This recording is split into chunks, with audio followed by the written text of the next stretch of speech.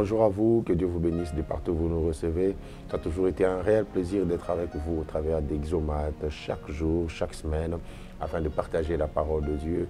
Et quel moment béni nous avons eu pendant ces 3 dernières semaines où on était en train d'étudier un personnage atypique de la Bible, Josué. Je crois qu'on a appris beaucoup de choses sur la succession, sur la manière de prendre la relève. On a appris beaucoup de choses sur la manière dont cet homme a fait son plan de conquête. On a appris même comment est-ce que Dieu lui a permis de se ragaillardir, de reprendre ses forces pendant qu'il était devenu faible à cause de la mort du grand leader Moïse. Et j'étais en train de finir la fois passée en vous faisant voir comment est-ce que Josué ainsi que Caleb avait reçu des promesses de Moïse, mais Caleb, dans sa vieillesse, avait encore la mentalité de ceux qui possèdent l'héritage. C'était des merveilleux moments que j'ai franchement envie de recommencer, mais vous avez la possibilité de le recommencer vous-même en allant sur la chaîne YouTube d'Innov TV et taper Exomates pour pouvoir suivre toutes les vidéos passées.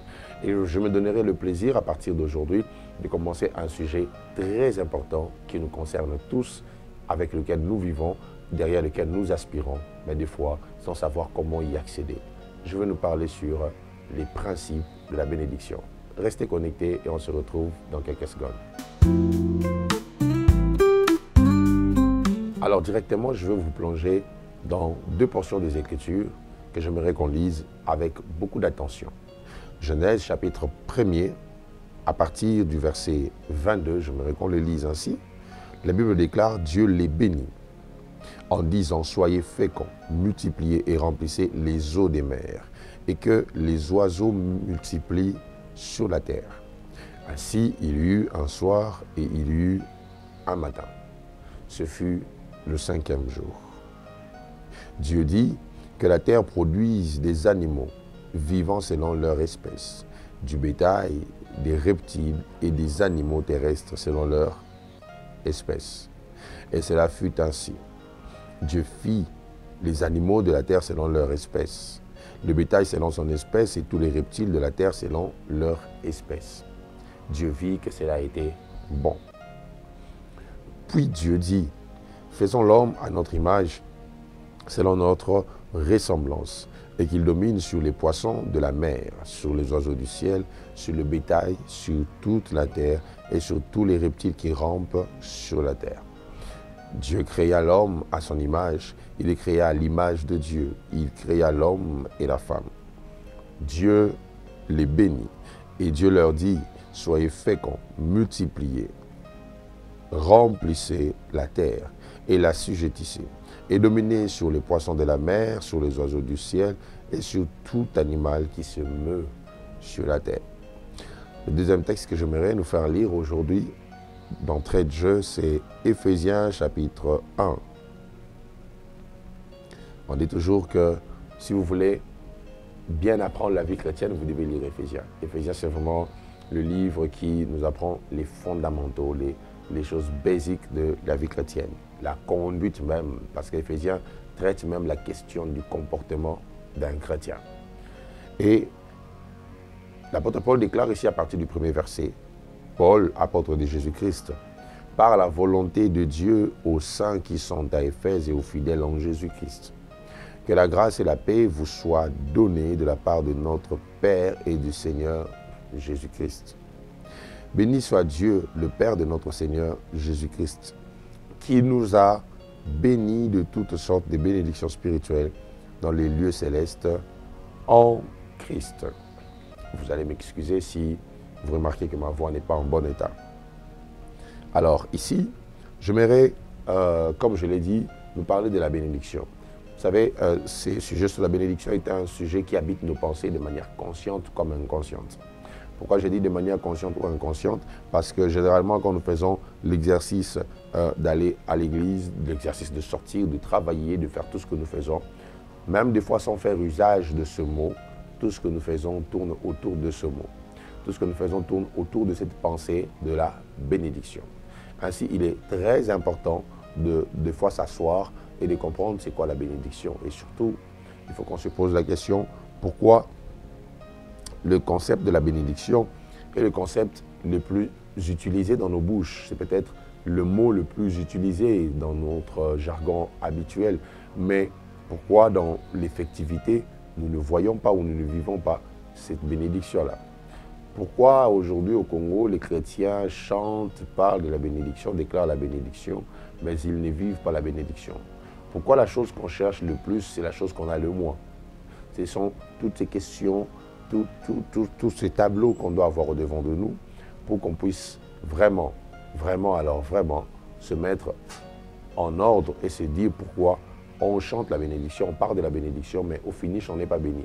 Qu'est-ce qui fait qu'on ne soit pas béni malgré que l'on parle de la bénédiction, malgré qu'on aspire à la bénédiction?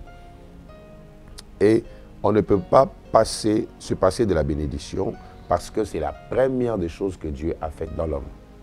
Après que Dieu ait créé l'homme, tel que nous venons de le lire, la première des choses que Dieu a eu à faire, c'est de bénir l'homme. La Bible dit, Dieu le bénit, Dieu les bénit. Ils étaient hommes et femmes, Dieu les bénit. Donc, le premier discours de Dieu sur l'être humain était le discours de la bénédiction. Alors, je suis de ceux qui s'opposent à ceux qui disent qu'on ne vient pas à Christ pour la bénédiction. Parce qu'on ne vient pas non plus à lui pour la malédiction. Alors, si on ne vient pas à Jésus pour la malédiction, donc on vient pour la bénédiction. Mais le vrai problème se place dans la compréhension même de ce concept qu'on appelle bénédiction.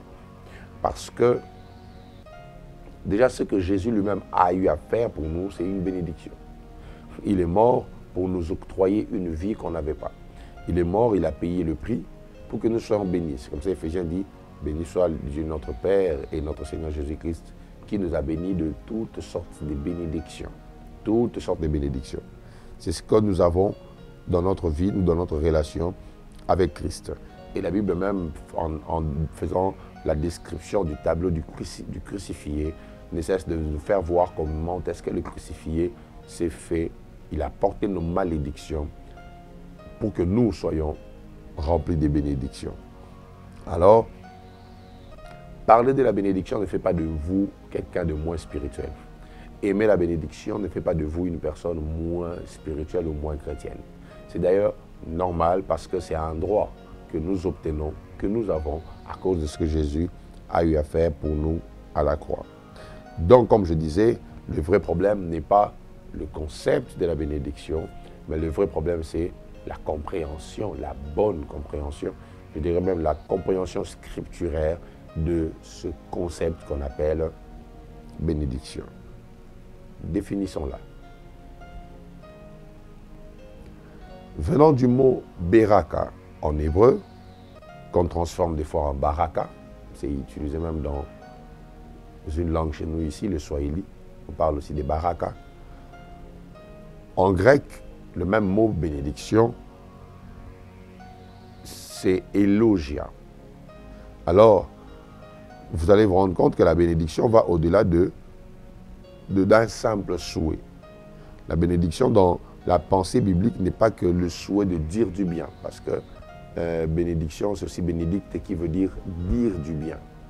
Mais ça va beaucoup plus. Quand vous lisez la Bible, vous vous rendez compte qu'au-delà de ces définitions étymologiques basées sur les origines des mots, la bénédiction est un concept un peu plus profond dans lequel j'aimerais que l'on puisse creuser aujourd'hui. Première chose que vous devez comprendre dans la pensée biblique de la bénédiction, c'est que la bénédiction est le fait de doter quelqu'un d'une force spirituelle. J'aimerais le répéter. La bénédiction, c'est doter quelqu'un d'une force spirituelle. Lorsque l'on dit que vous êtes béni, c'est que vous êtes doté d'une force spirituelle, d'un revêtement, d'un manteau spirituel qui vous condamne à réussir. Donc quand on dit que vous êtes béni, sachez que vous êtes doté d'une force spirituelle, d'un manteau, d'un revêtement qui vous condamne, je dis bien, à la réussite. Ça n'a rien à voir avec votre conduite d'abord. Ce revêtement vous condamne à la réussite.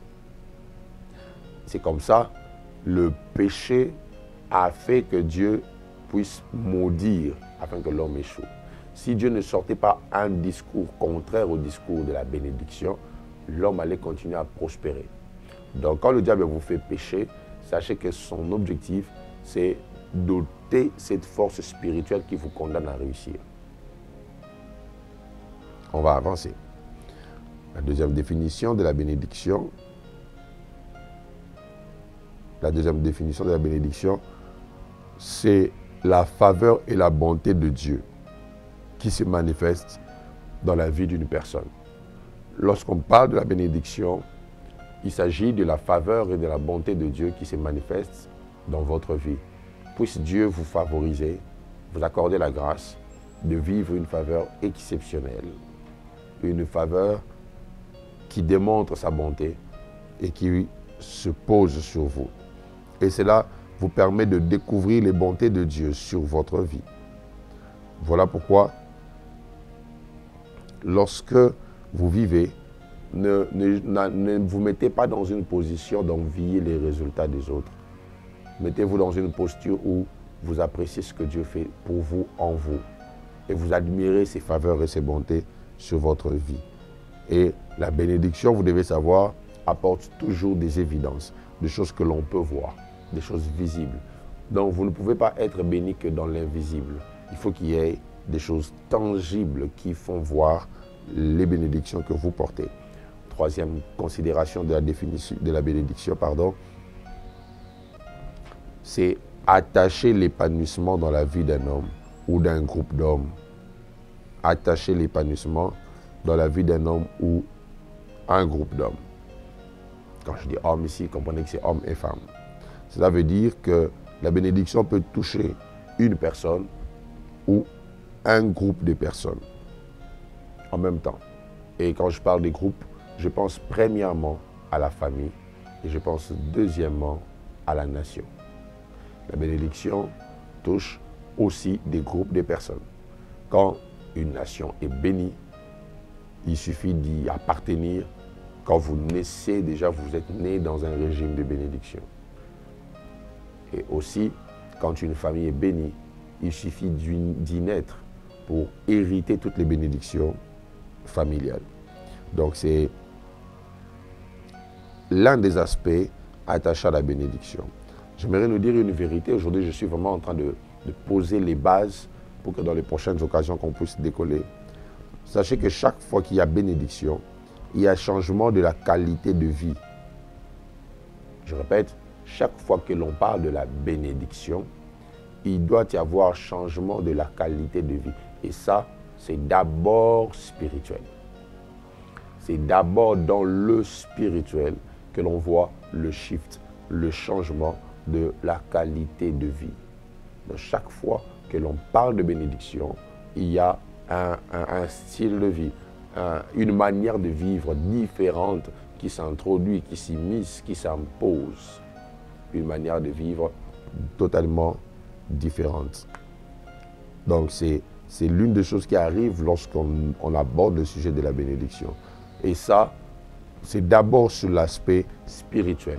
La bénédiction amène à un changement dans votre spiritualité, à un changement dans votre vie spirituelle. D'abord, je ne suis pas en train de refuser l'impact matériel, mais ça commence d'abord dans le spirituel. Ça commence d'abord là.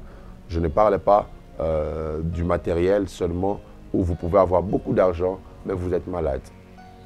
À quoi ça vous servirait de gaspiller tout votre argent dans un hôpital?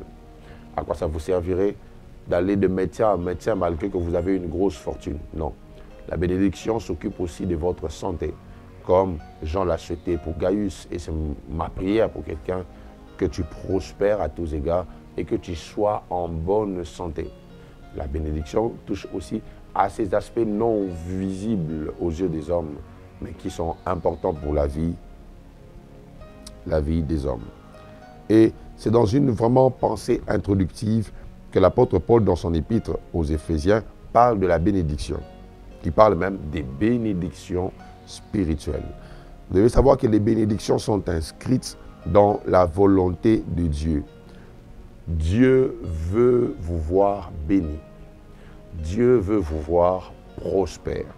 Voilà pourquoi 3 fois, il parle de la volonté dans ce chapitre. Chapitre 1 d'Éphésiens. À 3 reprises, vous verrez que l'apôtre Paul parle de la notion de la volonté pour faire voir que ce qu'il dit, c'est ce que Dieu veut. Ce ne sont pas des mots qui ne sortent que de sa bouche, mais c'est un désir de Dieu révélé au travers de ses actions, entre autres l'œuvre de la croix, qui démontre ce que Dieu veut pour nous en tant que ses enfants. Voilà pourquoi, vous verrez au début déjà, il dit « Moi, Paul, apôtre de Jésus par sa volonté, selon le plan et ce qui a été prédestiné. » Donc, être béni ici, c'est aussi un processus de devenir, de découvrir et accomplir. Vous voyez, être béni, vous devez savoir, c'est aussi un processus de devenir, découvrir et accomplir. Il dit apôtre, donc tu deviens apôtre selon le dessein de Dieu. Je ne dis pas que vous devenez apôtre, je parle de son histoire. Donc, il s'agit de devenir ce qui a été fixé par Dieu pour votre destinée. C'est là que la bénédiction commence. Par le fait de devenir ce que vous êtes censé être. Il dit apôtre selon la volonté de Dieu. Selon le dessein de Dieu. Et il continue pour faire voir que Dieu avait déjà fait tout un plan, tout un dessein pour que lui puisse découvrir cela. Donc quand tu deviens apôtre selon son dessein, tu découvres son plan pour toi et tu accomplis ce qui a été arrêté pour toi dans l'éternité et c'est là que tu vis la bénédiction. Donc il faut découvrir, il faut devenir, il faut découvrir et il faut accomplir le plan de Dieu pour vivre la bénédiction. Je vais m'arrêter en donnant quelques bases rapides. La première, la bénédiction commence par des paroles, mais finit par des évidences. Lorsqu'on vous bénit, ce ne sont que de simples discours. Au départ, tu peux te dire, il ne m'a rien donné. Il a beaucoup d'argent, pourquoi il ne me donne pas l'argent? Il ne me donne que des paroles. La bénédiction la plus vraie et profonde, ce ne sont que des paroles. Posez-vous la question avec moi, comment est-ce que 2 fils d'un même père se sont mis en guerre pour que le père puisse parler? Je me suis dit, si j'étais peut-être Jacob du temps moderne, j'aurais laissé à Ésaü des paroles. Comment est-ce que Jacob a mis toute cette ruse pour n'avoir que des paroles de son père? Parce que la bénédiction est spirituelle. La bénédiction commence toujours par des paroles.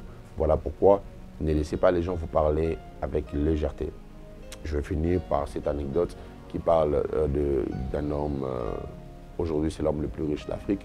Je ne sais pas si cette histoire est vraie, mais je l'ai entendue une fois. On dit qu'un jour, l'archevêque Benson Idaoussa devait prendre l'avion. Il avait quelques invités qui devaient prendre l'avion, mais il n'y avait plus de place. Il arrive, il monte dans l'avion, il demande qui pouvait céder de la place à ses invités ou à son invité. Personne ne s'est levé. Et il y avait un jeune homme qui s'est levé. Il a dit, moi je cède ma place. Et il a dit, viens, je vais prier pour toi. Il a prié pour lui, il lui a dit, dans les années qui viennent, tu seras l'homme le plus riche de l'Afrique. Et c'est ce qui est arrivé. Aliko Dangote est devenu l'homme le plus riche de l'Afrique. Pourquoi? Parce qu'un homme avait juste dit des paroles, mais aujourd'hui, il y a des évidences. Donc quand son compte bancaire est rempli, c'est parce que quelqu'un avait juste parlé. Ne négligez pas les paroles qui sortent, surtout des hommes de Dieu, surtout des parents, surtout des autorités placées sur vous. Ça influence vos destinées. On va continuer à apprendre à être bénis et Dieu nous bénira fortement et il nous emmènera à avoir des évidences de ce message. Que Dieu vous bénisse, on se retrouve à un nouveau numéro. Bye bye.